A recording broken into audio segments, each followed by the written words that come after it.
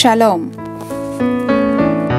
కొరింథీయులకు రాసిన మొదటి పత్రిక 15వ అధ్యాయము 49వ వచనము.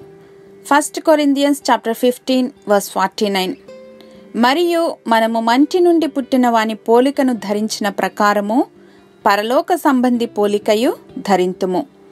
And just as we have borne the image of the earthly man, so shall we bear the image of the heavenly man.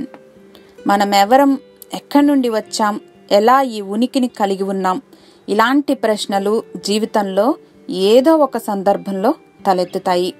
First of all, we all are children of God because we are created in the image and likeness of God.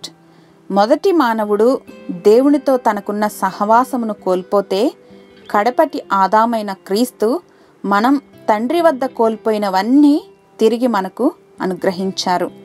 మొదటి ఆదాము యొక్క వైఫల్యాలను ముందుగా ఎరిగిన దేవుడు మానవుని యొక్క అసమర్థతను, బలహీనతను కూడా ఎరిగి మనము ఆయన స్వరూపంగా మార్చబడటానికి యేసుక్రీస్తు ద్వారా మనకు అట్టి ఆధిక్యతను అనుగ్రహించారు.